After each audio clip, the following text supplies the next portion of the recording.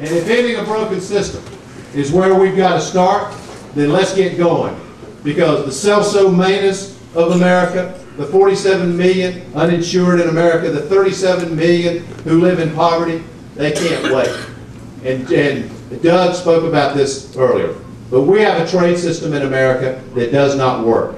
It doesn't work by any possible measure. The question on our trade deals in America has been, is this trade deal good for the profits of big multinational corporations? The answer to that, unfortunately, is yes. That's not the right question. The right question should have been and should be, is this trade deal good for working middle-class Americans? That should be the first question.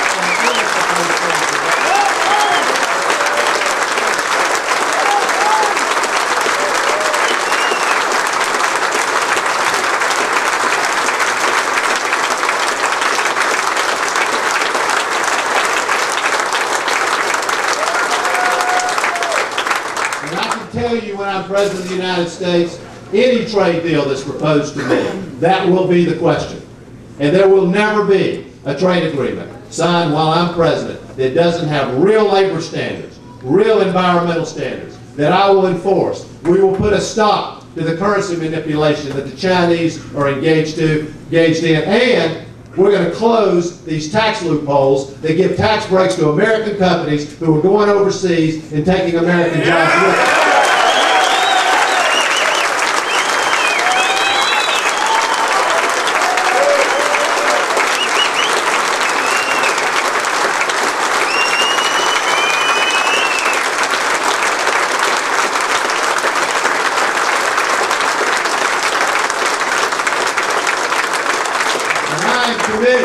Committed as your candidate for President of the United States to leading and fighting every single day for true universal health care for every man and woman in this country. I don't mean just access to health care.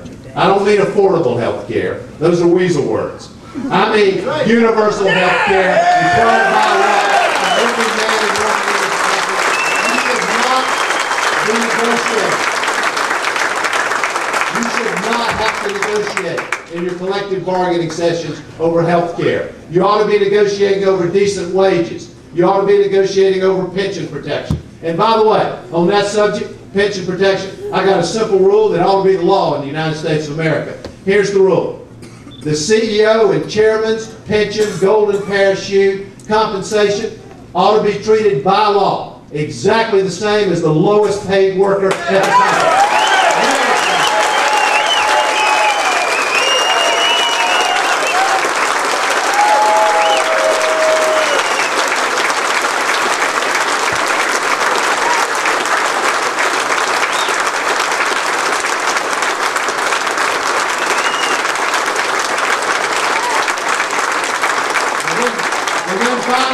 Finally, brothers and sisters, when I tell you that I am committed to strengthening and growing the middle class, when I tell you I am committed as President of the United States to strengthening and growing the union movement in America, I mean that. I will work every single day to have real labor law reform in America so that, in fact, if you can join the Republican Party by signing your name to a card, any worker in America ought to be able to join a union by doing exactly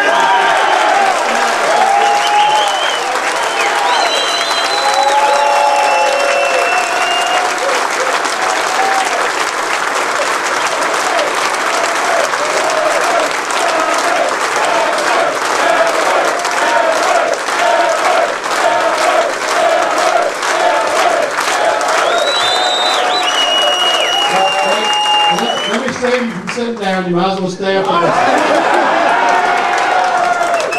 And the other thing is, if it becomes necessary for you to show strength, determination, and courage for your members by going out on strike, if you are required for decent pay, for health care, for pension protection, to walk that picket line, when I'm President of the United States, nobody will walk through that picket line and take your job.